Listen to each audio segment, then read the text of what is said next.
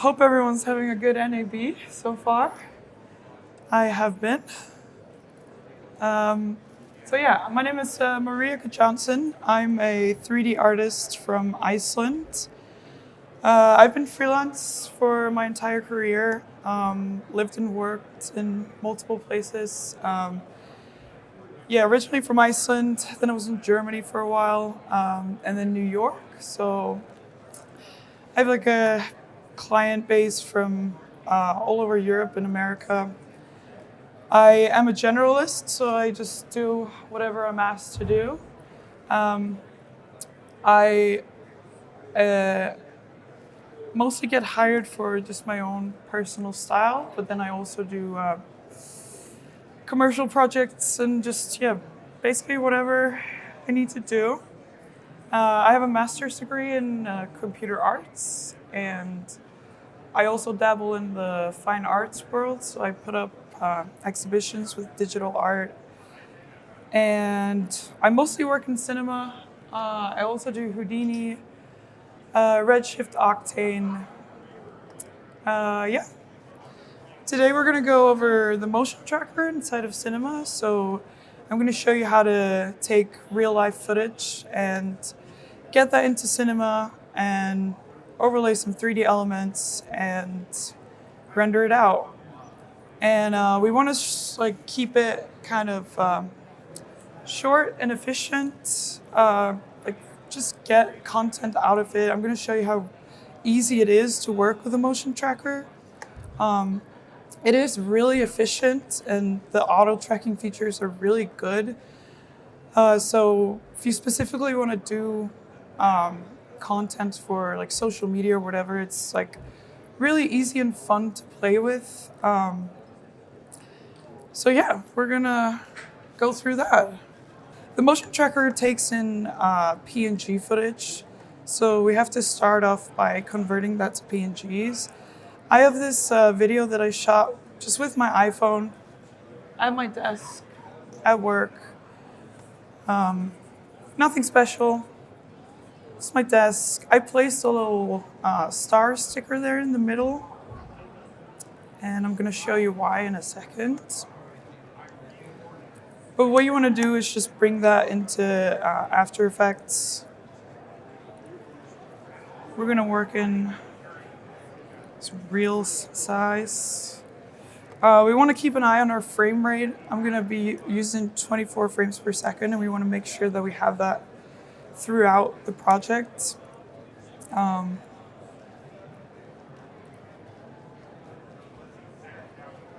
Where is it? This one.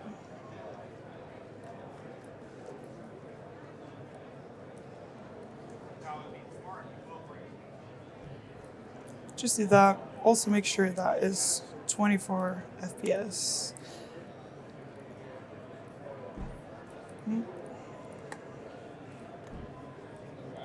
I've already rendered this out, but just render it out, PNG sequence, and when that's done, you can open up Cinema. Really important. We want to make sure that our FPS is again at 24 frames per second. Control D to bring that up in your project settings. And we want to have the right resolution as well.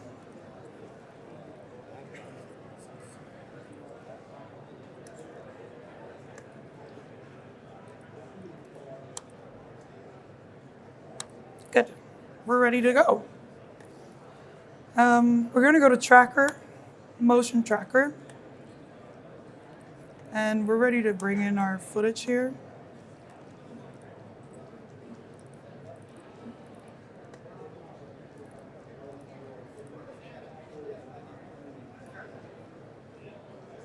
There we go.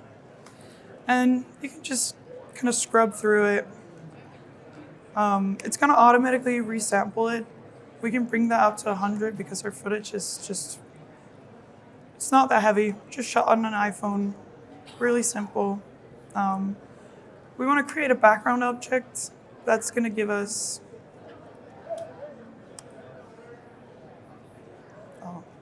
Let me close this.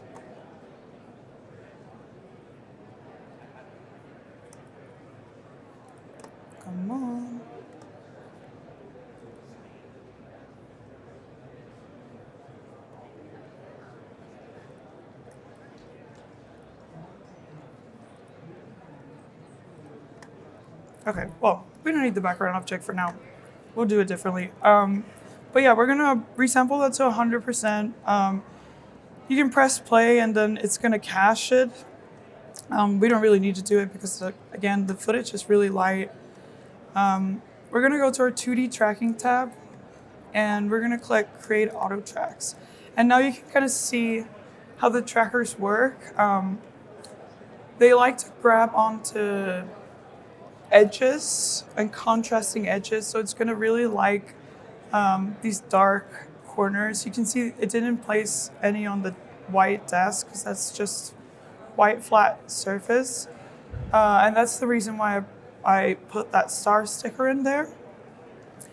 And you can also select the number of tracks. 300 is good for now. That's 300 of these purple points.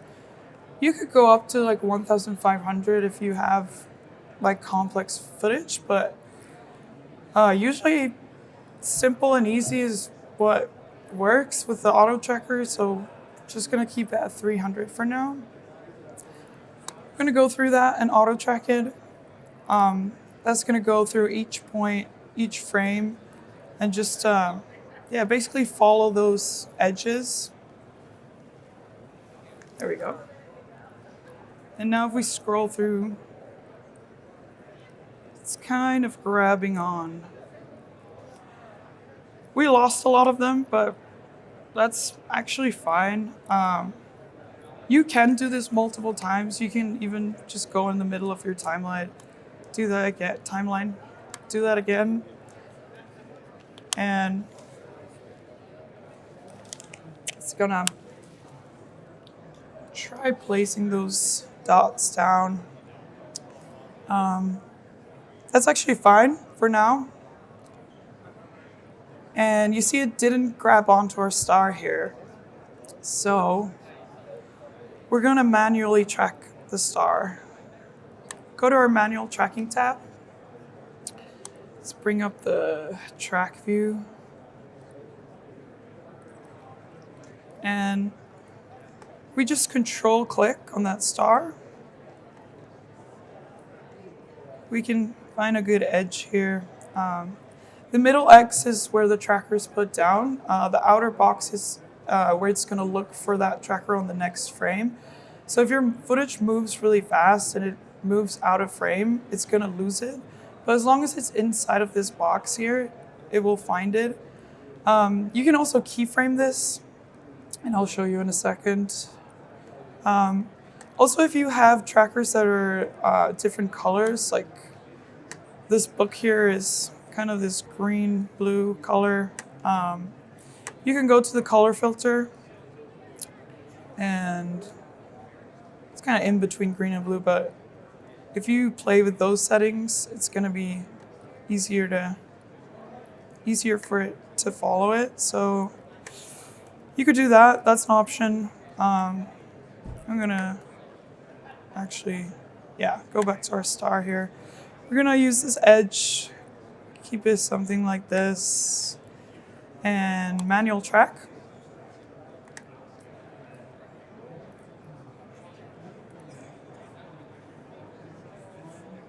And that is working until here. It lost it. So we can just go to that place where that happens, around here. Just put that back. And that's going to keyframe it automatically. Manually track it again. And now it is staying.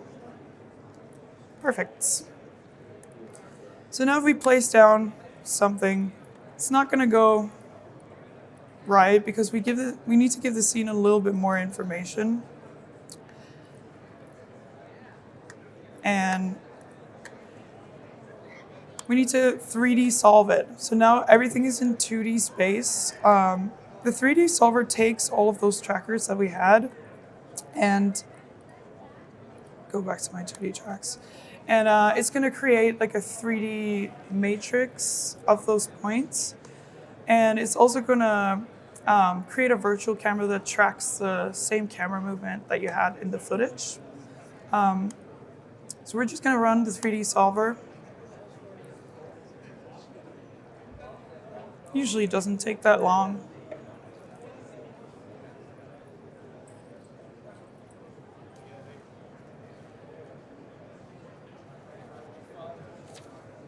But yeah, there we go. Okay, so we can see now that it has keyframed our camera here.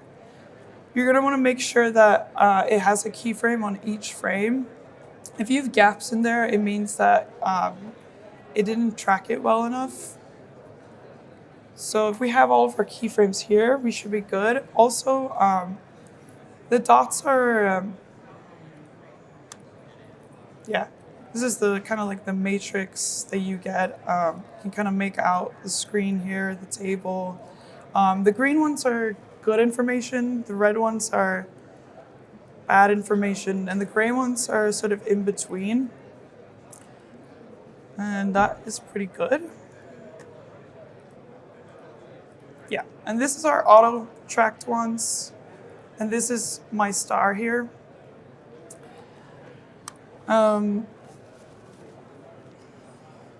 Okay, yeah. No. Yeah, we need to give the scene a little bit more information. And we're gonna do that with constraints. So if we go to our tracker tab, constraints, I'll make sure that's selected. We need to give it, firstly, a position constraint. The position constraint is going to set the world center to whatever tracker that you choose. So I'm going to choose my star here. And now if we go out of that, it has moved the world space to my star here. So if we place down an item, it's going to be at that marker. And it's still, if we place down things, it's still, the camera's there, but the rotations are still off. So we need more constraints. No, make sure that's selected again. We're going to create a planar constraint. And the planar constraint needs 3 of those trackers on a level plane. We don't really have exact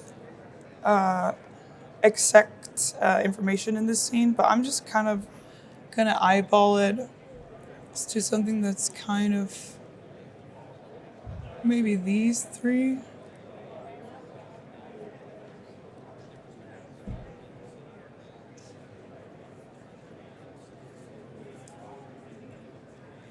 Yeah, that's kind of good. You can see that it has kind of leveled out the grid with the table. Not perfectly, but we're getting there. I'm also going to add a vector constraint, and that takes in 2 points. And we can try to find a y-axis here. What is going to be good? Maybe these 2. Yeah, great. Okay, I'm happy with that. And now if we place down a cube, we've fixed our rotation, and it's kind of sitting there quite nicely.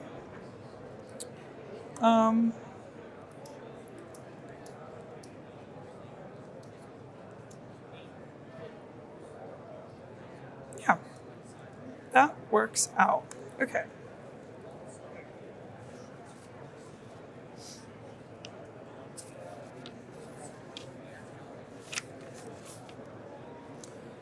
Okay, we're ready to open up Redshift, and I'll bring that on this side.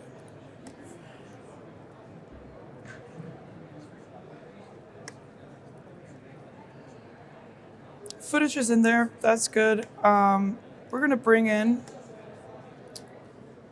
a keyboard. There. Just place it in the scene.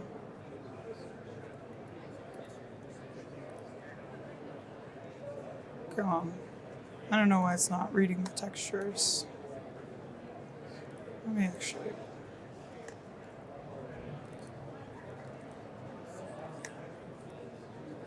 Okay, there. So we have our keyboard here. I just slightly rotated it, so it's kind of sitting on the table there. It's pretty good. We can see that we've lost our footage here. And to bring the footage back, we're gonna go into our camera and go into the background tab and just override, bring in the footage.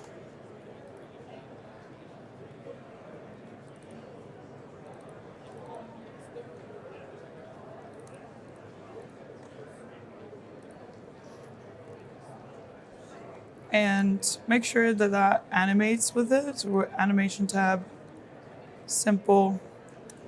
Make sure it's the right frame rate and detect frames. So now we have our footage back in the Redshift renderer.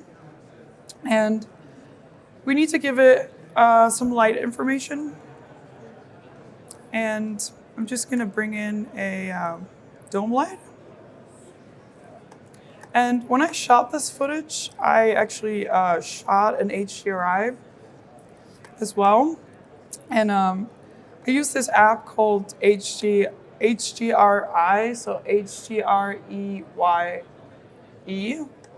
And it's really simple. You just kind of go around and follow these dots, and it's going to shoot, I think, 3 or 4 different exposures. And it's just going to stitch it all together. So it has a ton of light information in that. And what that resulted in is this here. Really good for just effective and simple, quick and easy light information. We're gonna bring that in.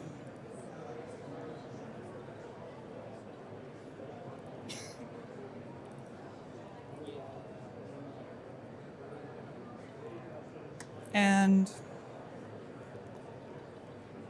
just gonna turn off my background here for a second. So I can kind of like rotate that in a way that makes sense. Something like this. And we're gonna turn off the background in the dome light and bring in the background from the camera. Great. It's a bit dark at the moment. We're gonna slightly just turn that up. Just kind of eyeball it. Something like that. Oh. Now we have beautiful keyboard.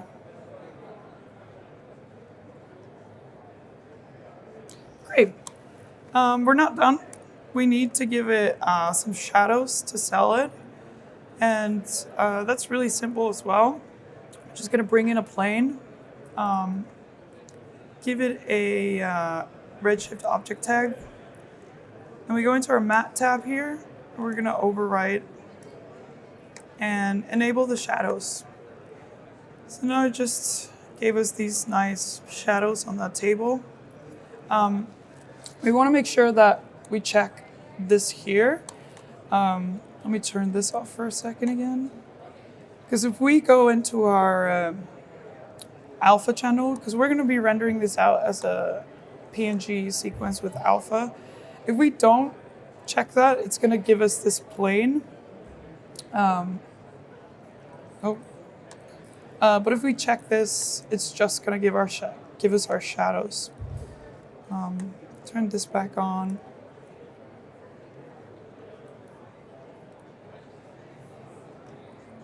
Great. Okay.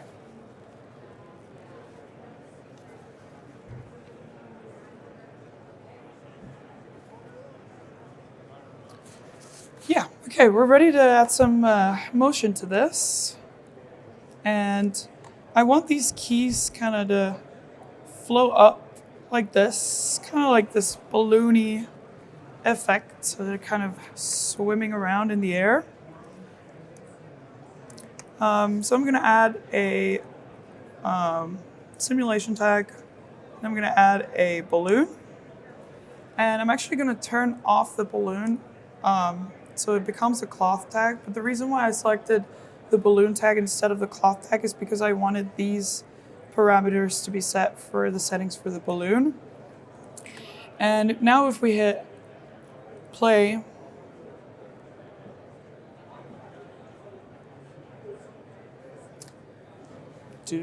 yeah, okay. It's gonna fall through. So we're gonna hit Control D, back to our project settings, simulation tag, and we're gonna turn off our gravity. And now,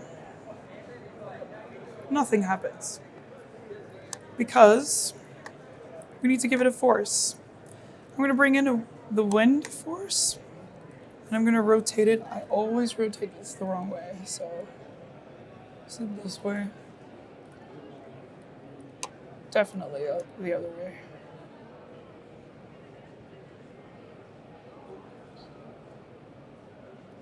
Okay, yeah. Wrong way. There. It's not doing much. Just gonna turn that up for like 19.5. I'm gonna give it a little bit of turbulence, a little bit of randomness in the air that it's gonna be blowing up. Now they're kind of hovering. They're all kind of like single keys. I want them to be kind of like sticking together, like more balloony. So I'm just gonna add a displacer to this, and I'm not gonna put in a noise. I'm gonna put in just a single color, and that's just gonna give it. It's gonna expand all of it, and I don't want it this strong actually. Something that's still believable as a normal keyboard. Maybe like that.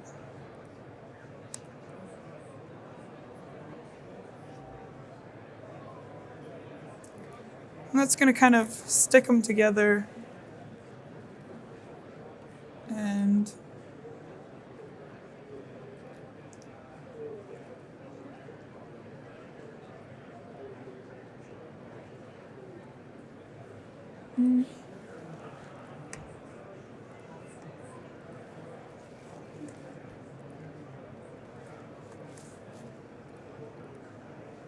just play around with it until you get a nice result.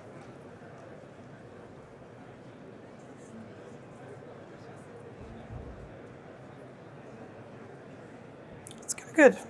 I like that. Okay. I've already rendered this out, but to render it, you're just gonna want to make sure that it is rendered with an alpha. You can render it with the background on, but that's going to be hard to composite. Usually I will set up render layers for this, so I will have my shadows on one layer and the keyboard on one layer, and then I can kind of like tweak the shadows. If I don't want to go through that, I can just I just render it out with the alpha channel. And sometimes when you do that, the shadow catcher can come out a little bit different. Kind of turns more dark. Just to quickly fix that, I just go into my plane and just turn the transparency to 0.5, or you can just play around with this until you're happy with the results. But that's pretty good. And I'd say that's really good results for 30 minutes of camera or tracking footage. So you can kind of see that it is really powerful, and it's really fun to just play around with. Simple and quick.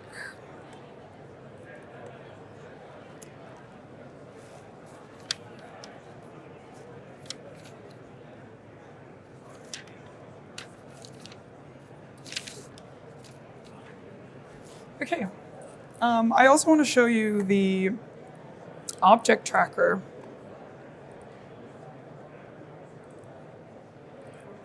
I've shot more footage here. This is just my hand at my desk, at my work. I placed these trackers on my hand just with a pen, and it's kind of nothing special, but we're gonna make it special. There is a feature in the motion tracker that's masks. So if you have moving things in your scene, you don't want that information for the motion tracker because it's kind of gonna mess up that matrix of dots that I showed you earlier. The mask is just, you can go into your tracker, create mask, and just kind of automatically right. Yeah, if you move it around, it's going to create keyframes automatically, and it's going to just animate and move between the keyframes. So you can kind of mask stuff out. Yeah. So I went ahead and kind of went around my hand. I ended up actually not using the mask. It just gave me better results when I didn't use it. But if you have things that move in front of your camera, or you're going very fast or whatever, I would recommend masking them out. But you can see that I have a bunch of red dots. I don't have a lot of good information in here. It's placing kind of all the green dots here on my jacket and my hand, but this is moving, so it's not, it wants to be tracking the movement of the camera and not the actual things moving in the scene. So I'm just gonna ignore that, and we're still gonna make it work. I've kind of tried to place around these constraints, but it didn't work. I didn't really have any green ones that are kind of level here. Don't really have any like Y points, so but that means that I can just eyeball it and kind of experiment with it. Oh, and I also manually tracked the dots on my hand, just like we did with the star from before. And it did not go into our solved camera here. So, and that's because they are moving, and it knows that it is bad information for the tracker. So it didn't give us that option in here. But that is okay, because if we put in a object tracker, the object tracker is automatically going to bring in the motion tracker, but for some reason you have multiple motion trackers, then you're going to make sure that you have the right one here. And it needs the assigned tracking points of whatever object you want to track. We can't select them because it did not go into this, but we can just go into the motion tracker, go to our 2D tracking tab, manual tracking, and then just bring them in from here and just assign them to the object tracker. And now they're in here. That's good. And the object tracker also needs to take in a geometry object. So if you had trackers in the real life footage, say like spheres, you could measure those spheres and give it, bring in a sphere in the scene, set that to the same size as your physical trackers, and then that would be really good information. But I don't have that information here, so I don't know the measurements of my hand, and I don't have an object that, a model that replicates my hand. So we're just gonna eyeball it again. And I'm just gonna bring in a plane. And like you see, my constraints are way off. Everything's really messed up, but that is the magic of this, is that let me close this. It is experimental, and you can like just play around and have fun with it and just make stuff work. So the plane's over here. This is kind of like my floor over here. This is probably, yeah, that's all the stuff on my desk. This is my jacket. That would be my hand. So we're just kind of placing it somewhere where that would be appropriate. Something like this. Scale that down. And just gonna level it with my hand here.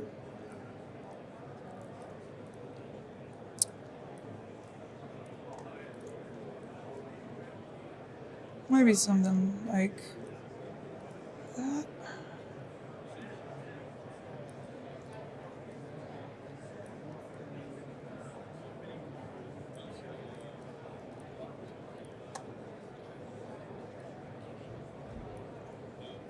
Yeah, that's good. And you can be anywhere in the timeline for this. You can just find a frame that's the best for your footage. If we bring that plane into the geometry object now, and run the 3D solver. Oh, one more thing. Before you do this, you want to go into your motion tracker and actually lock your solved data just to make sure that you don't mess up any of the trackers. So now that's kind of like fully solved and we're happy with the background stuff. We're gonna lock it. So now we can run the 3D solver for our object tracker. And we make the plane a child of the object tracker. And that is tracking pretty good. Great. Oh yeah, what I was saying about the bringing in the geometry object here is that, yeah, you can be on any frame here and it's automatically gonna create a keyframe and run it from that frame. And same with like most of the stuff in the motion in the object tracker, it's really good at automatically keyframing stuff, so you don't have to pay much attention to that. But yeah, now we have like a tracked object with not that much information from this scene. So you can kind of see how good this tool is and how quick and easy you can do that. And I've gone ahead and brought in my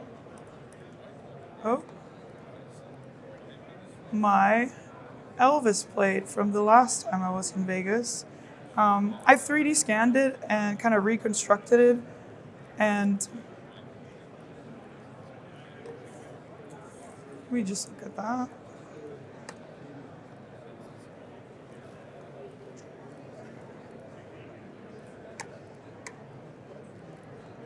Let me close this so it will handle the Redshift.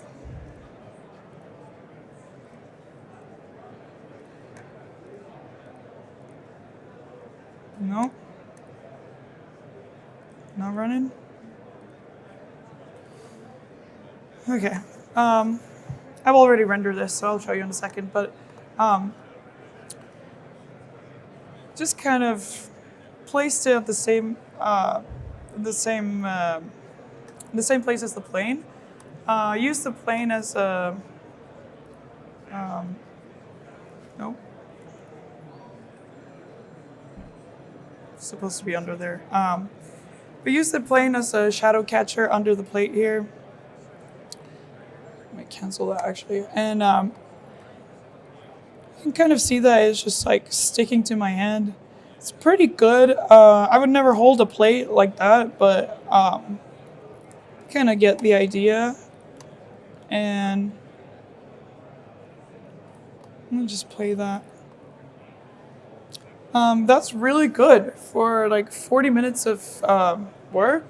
I'd say both of those results are really good for that amount of time. And of course, you would go in here and kind of tweak it around, like set up your render layers.